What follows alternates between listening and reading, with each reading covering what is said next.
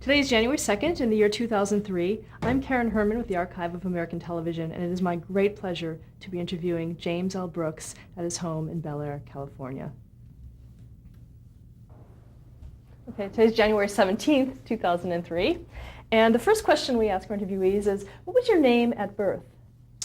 You don't ask that of all interviewees. I was born James Brooks. What does the L stand for? Lawrence. It was my maternal grandfather's, named after my maternal grandfather with the L. Did you have any nicknames growing up?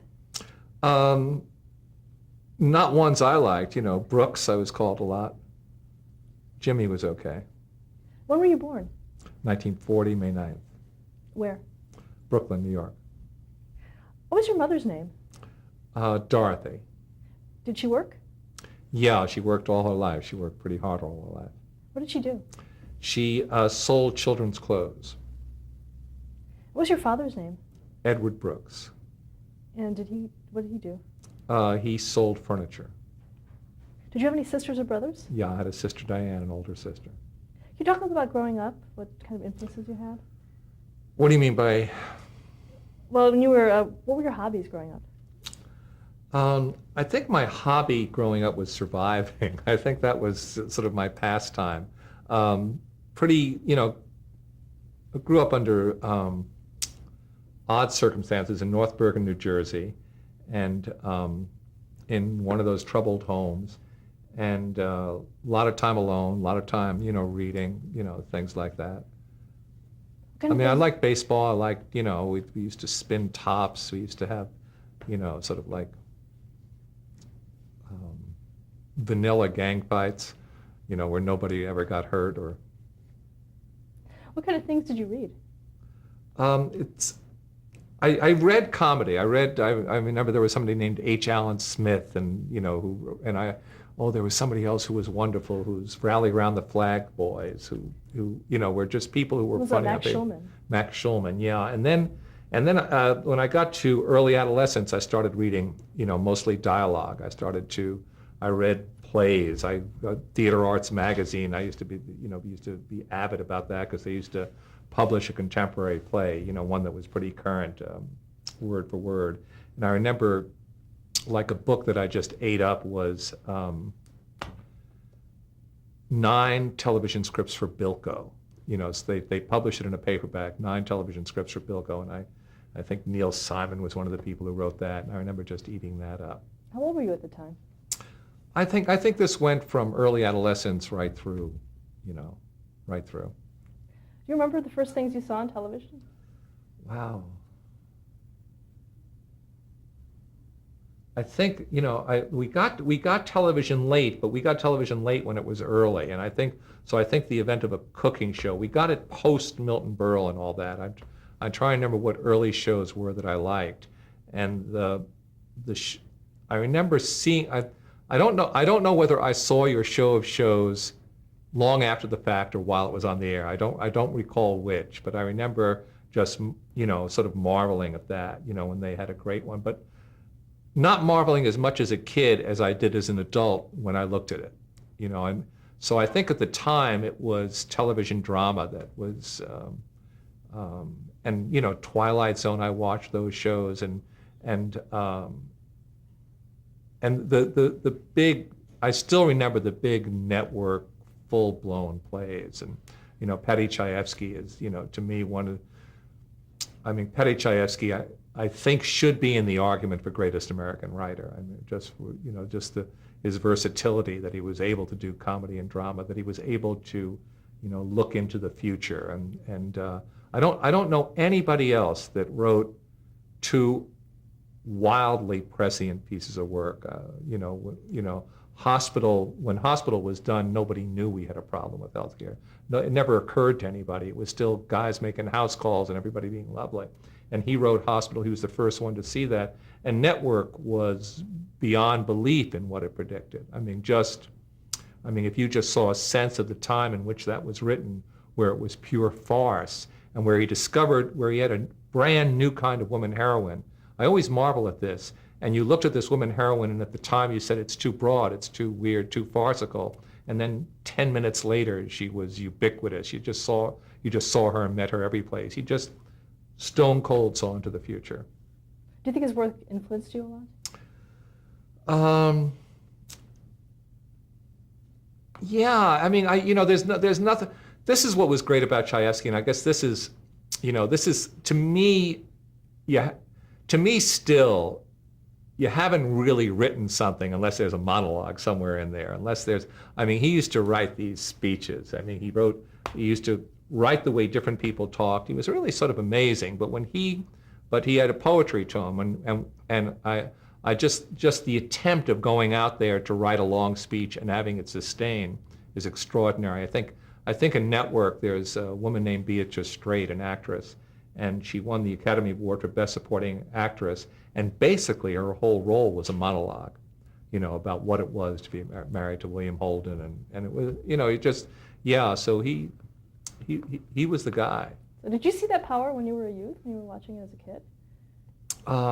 The power of Chayefsky and Chayefsky was, it probably was the last time of overt, everybody knew about it, writer as cultural hero. I mean, those guys who did those shows at that time, everybody knew who they were. The Network promos would talk about the writer represented that night. I mean, it was true in theater true in theater for a long time, and still somewhat true, but at that time, just where you'd go to any town in the United States and they can name writers for you. I mean, television writers. And as a kid, could you do that as well? Everybody could. Everybody could. They were just a big deal. Did you also go to the movies? Yeah. I wasn't as much. I wasn't a sophisticated movie fan at all. I mean, I think that if I try to think of an early movie that knocked me out, and again, I don't know, so hard to track at what point I saw it, but A Star Is Born knocked me out, and I loved the Marx Brothers, and Philadelphia Story, when I discovered it, whenever that was, killed me. It was just sort of amazing, and at various stages. But as a kid, I think I had very unprecocious taste. I think I was just sword fights and tars. I mean, I think I had very unsophisticated taste. I mean, past unsophisticated, rudimentary. Were you a good student? No, I was a terrible student. Did you have any favorite subjects? No, I did very badly in school, and but I was on the school newspaper, and I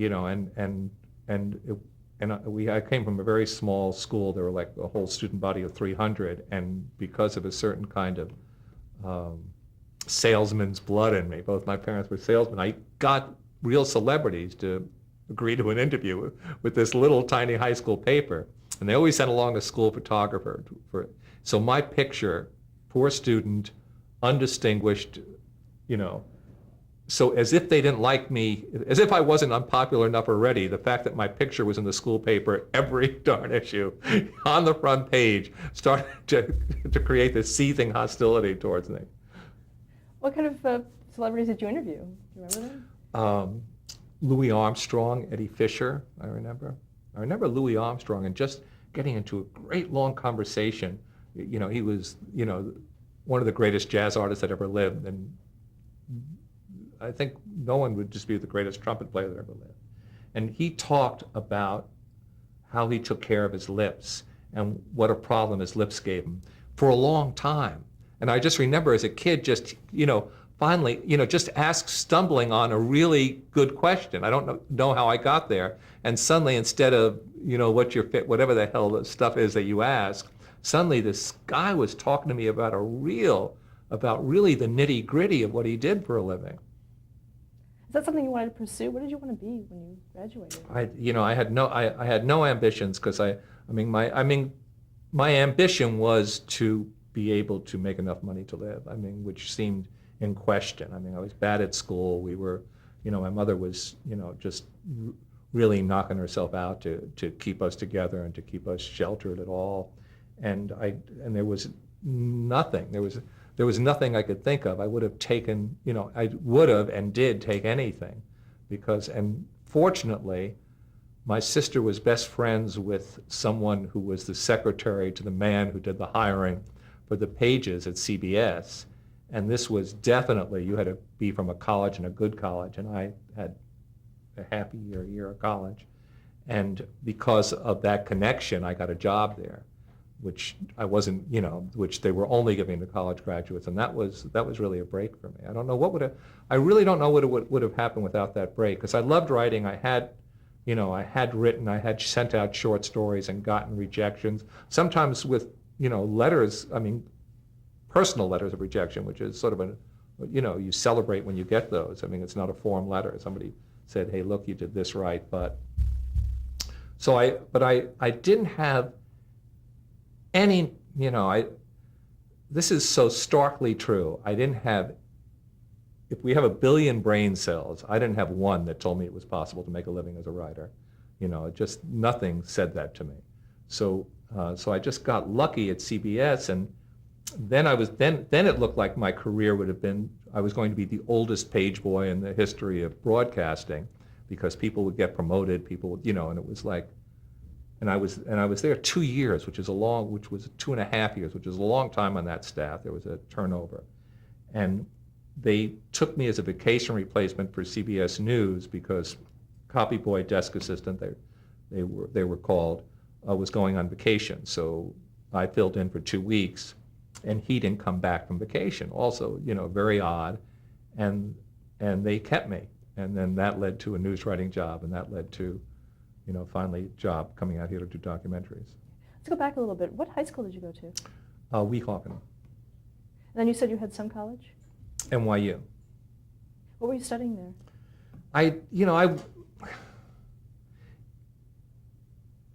I think I was considering my major public relations, which was the most, and I had no idea quite what public relations was, but to me, it was the only way you could possibly think of using writing as part of your employment, because as I said, it never occurred that you could actually, do anything as a writer. Though I wrote, I took playwriting workshops, I did care about it, but it just didn't, it seemed like, just pure dream. What kind of things did you write early on? I wrote short stories. I try to write funny short stories. I think that's what I did primarily. And then every once in a while I wrote something, serious and so stupidly pretentious that. And can you also talk a little bit about your CBS page? What did that mean? What did you do? It means that you manned a desk, that you took care of tourists, that if there were, television shows, sometimes you ushered people around the television shows, but what it was for me is we had a staff of 12 or 13. And there was, you can't see this room, but let me just give you the footage. There was a locker room with some couches that was a windowless room that was 10 by 10 or something, a small room. But it was the first inkling I had of any sophistication in life. We had a staff of, I think, 12 or 13, and I think 7 were homosexual, which at the time was like, when you're from New Jersey, it was like, you were just blinking. But with that, these were pretty sophisticated young guys. And they wanted to be actors. They all were out there doing auditions. So suddenly, the people were actually pursuing these extraordinary jobs, came home to me. And there were other people who wanted to write, and it was a group that was drawn to CBS for a reason. They all wanted to find a place somewhere and, doing stuff with the culture. And so it really was just, and we'd have a lot of idle time, and just, first, it was maybe the second time in my life I heard that kind of conversation going on. Did you watch any of the programs being? Not much. It was, but we, I think Arthur Godfrey was around then. I think that, I think I did some ushering there. And then you'd get into the elevator, this was 485 Madison Avenue, this was a time of, and I was, living at home in New Jersey and commuting to New York. And first time I stayed in a hotel room because during the snowstorm they used to put us up when the city was paralyzed. So it was the first time I was, I couldn't say I was on my own because I was living at home, but the first time that I was taking part in a life that was supposed to lead someplace. I mean, it was just that where there was any kind of, gee, I'm supposed to find an entrance door someplace along the way here, and just hanging out at a bar in the neighborhood, and when I got into news, it was in sort of the closing days of the most noble American, in journalism. I mean, Edward R. Murrow, the people who he led, that he was at the time a god. There was, and he used to have a drink at this restaurant, quite out in the open every day. So God was at the bar every day having a drink, and you'd see God, and it was sort of good to spend a day and glance at God and see that God was okay. And that was really remarkable. So there was sort of this sort of exciting inspiration just in the walls, because those were hallowed walls that I worked in with a great sense of purpose, tradition, and I was just, and I used to stare at a bulletin board that had everybody's home phone number on it. And I still have, a fragmented memory. I'm dyslexic and everything. And I stood there not knowing what I'd do with it, trying to memorize Edward R. Murrow's home phone number. So I knew Eric Sevareid's home number. So I knew the home phone number. Did you ever interact with any of them? I got him coffee many times. That's Murrow? Yeah. Usually it was through people, but a couple of times, and these were, some of the stuff that, I mean, the character that later became the editor for Lou Grant was based on somebody who befriended me then. It was God rest his soul, there was a guy named John Merriman who was a very respected editor at CBS News, and a colorful guy. And there was another guy named Slocum who was an Irish drunk editor. It was so great, and there were some of them with great passion, purpose, and nobility, and some, which I guess is true of journalism, lost souls, who just never caught this and always stayed here and was doing the same thing for 20 years.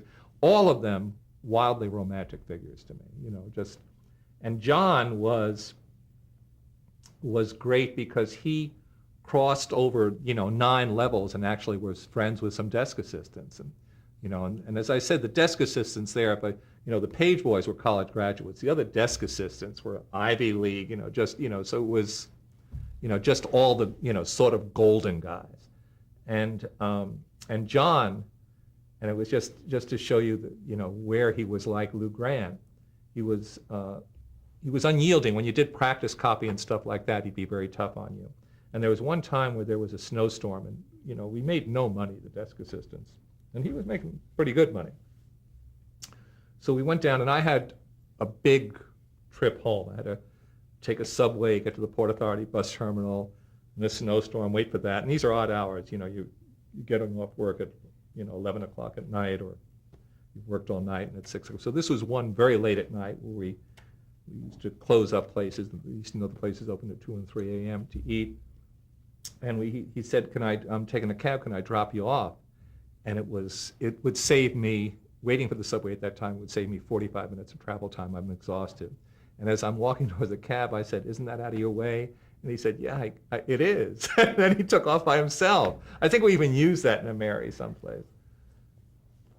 Were there any other things that sort of harkened to the Mary Tyler Moore Show and Lou Grant?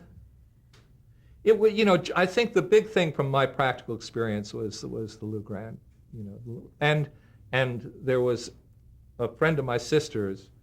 Her name was Rose Goldman, who was the seed for Rhoda Morgenstern. She was the one who found a rent control apartment for me. I mean, you know, you just couldn't find a rent control apartment in New York. And she would put in the time because she was such a close friend of my sister, going from superintendent to superintendent, you know, very offering the bribe. The day you find an apartment, I will give you 100, you know. So, and she found a rent control apartment for us. And she was very much like Rhoda, very much. You know, she really was, the character was based on her. Did you find yourself a student of character, and even then, were you looking at people and seeing that? No, I think that the thing about Chayefsky, and I don't have this. I mean, I'm just saying. But what I read about him at the time was that if he met you at a party and you said something, and I later on did meet him and get a chance to ask him some questions, and if you met him at a party and you were saying something interesting, he'd go in and just write down what you said for the cadence of your dialogue. He not only had an ear, he had, you know, he was like someone with perfect pitch who would also record a song. That's what dialogue was like for him. So, and the one thing that's great about New York, I think, is that you overhear good dialogue wherever you go. It's not quite so true here. Going back to CBS News, were there any news stories at the time that you covered or that you were involved with? I remember working on election nights. I remember that I once I think worked something like 75 straight hours, something crazy. It was really, I think it was in the 70s, and then I passed out I just passed out from exhaustion, and they passed a rule for desk assistants after that. They could only work so many hours straight. And of course, I loved working that much straight because we got overtime, and you got golden time, and the accountants went away for election night. So I used to get a check for election night that you couldn't believe, you know, with what I was making at the time. Was that in the 60s? Was that the calendar? I guess so, yeah.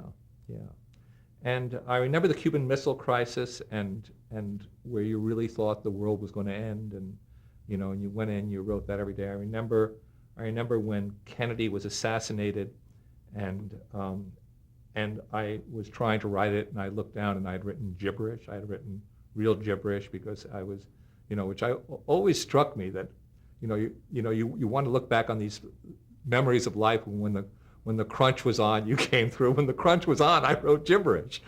So I remember that. How did you find out that he was shot? On the wires, and there were the bell system in those days, so that, you know, an urgent national, you know, it started in the Second World War, I think, the bell system. So suddenly you're hearing bells come out of that machine that you'd never heard in your life, and it was the president who'd been shot. And it was amazing. There was somebody, I remember now, somebody came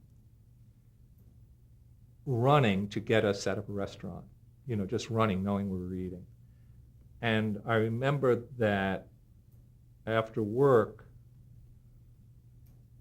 and it was a great community that I worked in. I mean, it was, you know, that and working on some of the television shows were the best communities of work I've ever been around.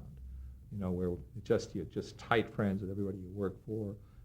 Shop talk and social talk, there's no line between them. You're with each other all the time, socially or at work, and it was great. And I remember there was a whole bunch of us, a very disparate group of us, that ended up at St. Patrick's Cathedral. We walked there as if on instructions, you know, when we finally got off work. And, you know, I remember that. How long were you with CBS News? I don't know.